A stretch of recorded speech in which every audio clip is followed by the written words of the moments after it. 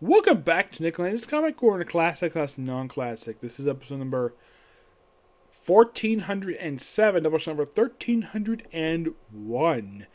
This one discussing, well, we have a finale for a trade series, and the start of a trade series I thought would never get a chance to start, especially since I've really enjoyed this series.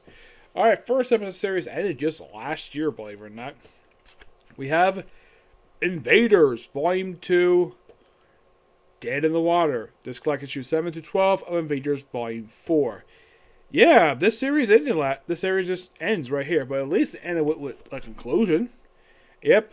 Now, I thought most of this we still have, well, Cap, Bucky, and the Human. Well, Cap with the Soldier with Human Torch, the original one, basically still fighting Namor. Namor basically beats the crap out of Jim Hammond so much that apparently Tony Stark had to rebuild him from scratch. Yes. And the whole thing of Dead in the Water, that's basically due to some device that happens later on. Also, there are some references here, which I kind of wish the editor would put an editor's note here. You know, as I would know about them, it's because I read these particular books. Like, of course, Iron Man points out, though, that Atlantis attacked us. And, of course, we'll just point out, though, you've attacked Atlantis in the past. Did you forget that? Oh, in case you're curious, though, when the heck that happened? That happened in Submariner Volume 2, released in 2007. Yep. And we also have something else that also happened in the past, they reference here, but no editor's note. Because otherwise, though, you have no idea what the heck they're talking about. Yeah, they basically bring back the Serpent Crown of all things. I'm thinking of, like, when the heck did the Atlantis get their hands on this thing? My guess is probably that stuff with Conan the Barbarian. That's just my personal guess of when the heck they got it. And they put it on Namor's head, and he starts acting a bit unstable. There's an Atlantean, which apparently, like, the way it's shown here, apparently, this is something only Namor can see him. Like, Bucky cannot see him, but Namor can. I thought this is kind of weird. Like, he's clearly there, whispering in Namor's ear, and yet Winter Soldier doesn't see him. I'm like, what the heck is going on? Of course, they mentioned what happened with Charles Xavier. Like, maybe Charles Xavier did something to him. I'm thinking, when the heck did that happen? I mean, yes, this came out during a period of time where we had the Corota stuff. But as far as I can tell, Namor hasn't had any real encounters with Charles Xavier since 2012. Like, at this point when this series came out, he has not seen Charles Xavier in about 7 years by the time the series started. Like, when in the world we have encountered with Charles Xavier? That's a really good question. Especially Charles Xavier's been dead for all that period of time until he was brought back by Charles Shaw. Yeah, I believe it was like 2017. He'd been dead for 5 years. Yes, how in the world or when in the world this guy's like manipulating him? Don't know. It's like this thing just happens complete rant. Apparently, this guy is responsible for Namor to act the way he does, the way he's been acting lately. Okay, and then, like, we have Invisible Woman show up here, wearing the outfit she wore for a miniseries. Yeah, believe it or not, the Invisible Woman had a miniseries written by Mark Waid, which I think was his most recent work he did for Marvel, aside from his run on Doctor Strange. Which is really good, by the way. I highly recommend checking it out. Yeah, it's basically a spy series. I mean, why not? Why would the Invisible Woman not be a spy? Her power is perfect for spy work. I mean, who would suspect the Invisible Woman to be a freaking spy, of all people? Yes. And, like, they don't really reveal exactly how the heck this Atlantean has been manipulating him all this time. There was a guy named Tommy who apparently died in the previous volume of this trade series. Like, I'm thinking, though, like, okay, didn't he die? And then now he's an Atlantean? When the heck that happened? It kind of feels as though that particular plot through it comes to Namor feel a bit rushed. As for this, the whole thing with this right here, that didn't feel rushed at all. Nope. And then, like, half of these issues, we have Namor free from the Super Crown, and he rejoins the Invaders. Yes, for the first time since 2015. Yep.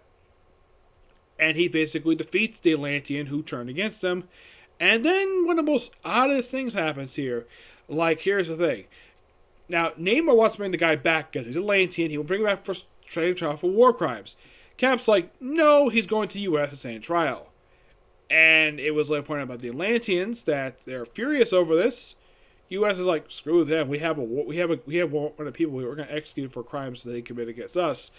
It's kind of weird of how the way Zdarsky ends the series, but it's just still a great series overall. It just felt the ending felt a bit rushed.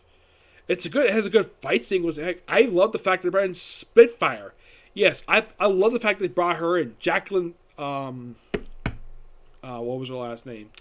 The Spitfire. Yeah, she's in here too. Great to see her. Yeah, she works at MI13.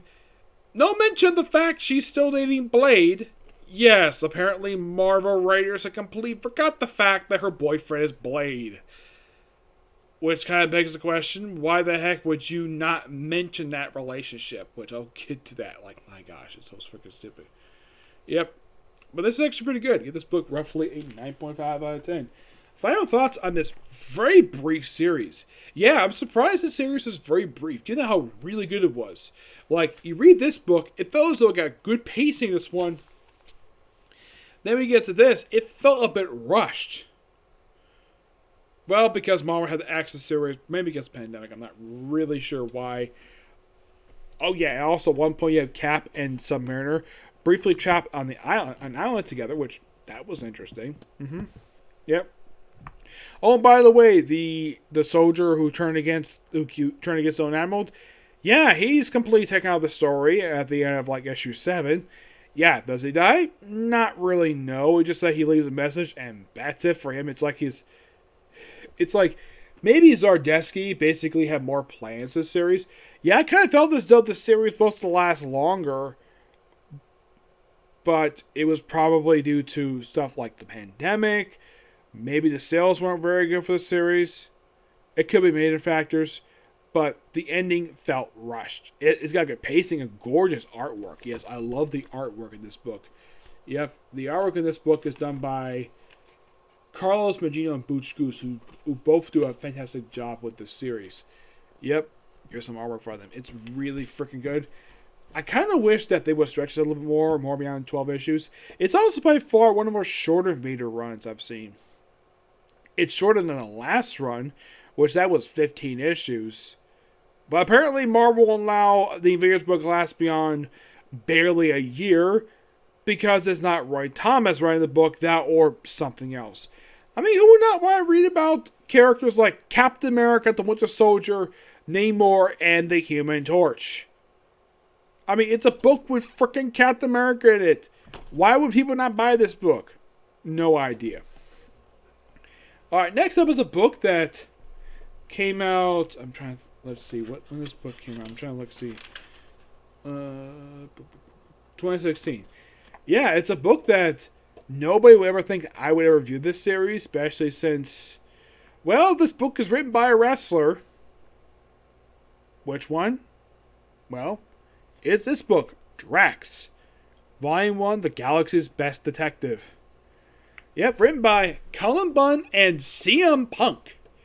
Yeah, this is by far as I've heard, the only ongoing series CM Punk has ever done. Because he hasn't done very much for comics. Aside from this and a short story for Thor and working on a short story for Strange Sports Story for DC, the guy hasn't done very much for comics. No, not really. I haven't seen much anything else by him. No.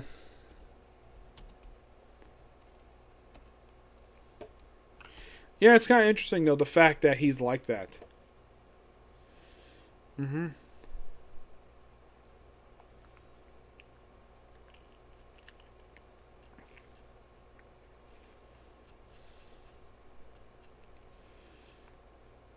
Let's see. Well, his most recent thing he came out with was a one-shot for Shang-Chi. That was about 4 years ago. Yeah. Despite the fact the guy hasn't done very much, at least he's a good writer. Yep, this series is just pure fun. Who would have thought Drax would get an ongoing series, but here you go. Yep, Drax. Yeah, things starts out with the Guardians of the Galaxy sort of going on their own separate business and we have to always hang out with each other. Drax like, I gotta kill Thanos. So Rocket's like, okay, take the spaceship, and he goes to the only planet, crashes there, and he needs some spare parts. And, of course, the bartender agrees to help him while searching for stuff. And he thinks that he's payment. Like, okay, you want to hop in bed with me? That's what he probably thinks. Like, nah, not that. Money. Okay. He also runs into, get this, Drax the Tamer. Yes, a character who had been dead at this point for 4 years got killed with a frickin' Phoenix Force. And here he is alive and well. Yeah, they explain later on that the Phoenix Force not only killed him, also revived him as well. And we also have them like rescuing children. Also have encounter with all people Fing Fang Boom. Yes, Fing Fang Boom, which is awesome. I mean, who would have thunk he would basically interact with Fing Fang Boom? It's one of the most awesome sequences I have ever seen. It happened at the end of issue 3 of all things. Look at this. Fing Fang Foom, a dragon that fought Iron Man. I'm sure my friend Edgar, he would love to review this series. Because Fing Fang Foom is here. Yeah, he's a recurring character in the series. Oh, don't worry, there are others. Others you probably wouldn't expect. This book only collects the first 5, and I think it's like 11 issues for the series. Yeah, it's not very long, surprisingly. Yeah. So this is technically the second Drax series. Why? Because there was a mini-series known as Drax Destroyer. And you're probably thinking, Drax, was this guy created by Jim Starlin? Yes. Jim Starlin didn't create him. Problem. The trade does not acknowledge Jim Starlin created the Drax Destroyer. Which, yeah, that's pretty stupid on Marvel's part. They'll acknowledge some big characters, but not frickin' Drax, who is a creation of Jim Starlin. Made his first appearance back in Iron Man 55. Not only with Drax, but also Star Fox, the Grimm Brothers. Yeah, a lot of really space characters made debut in that issue.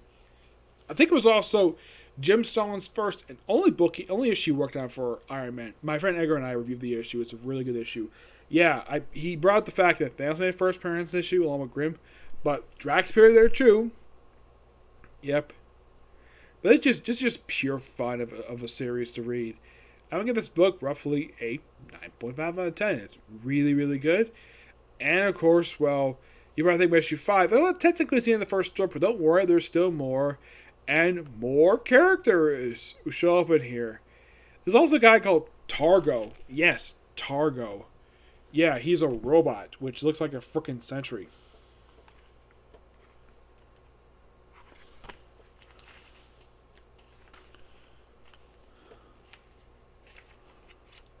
Let's see if I can find him here. Because I don't really remember this character.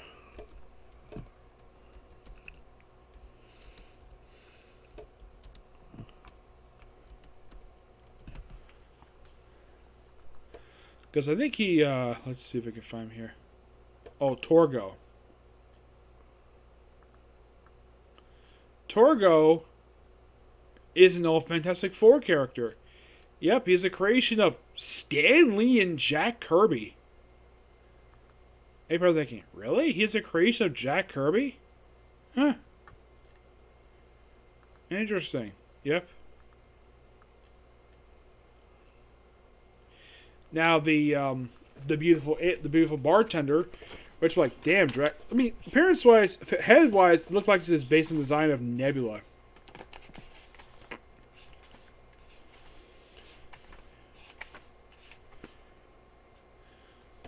Like here she is right here on this page. That's her. That's Aura, that's her name. And here's Drax, alive and well. Yeah, it's kind of weird how they don't bother to explain at start how the heck he was resurrected. So yeah, Cullen Bunn retconned something that I believe, I'm not sure who was the one who wrote. I think it may have been Jeff Loeb was the one who did it. Mm-hmm.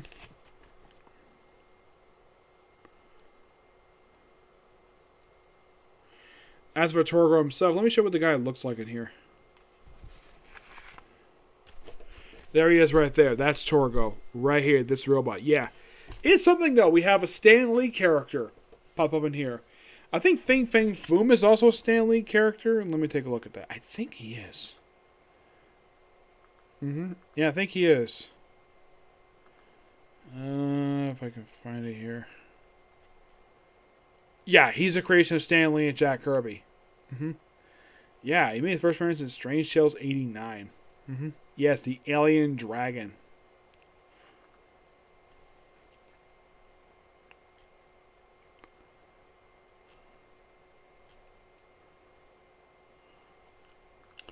Yeah, but this, pure fun. Give this book roughly a 9.5 out of 10.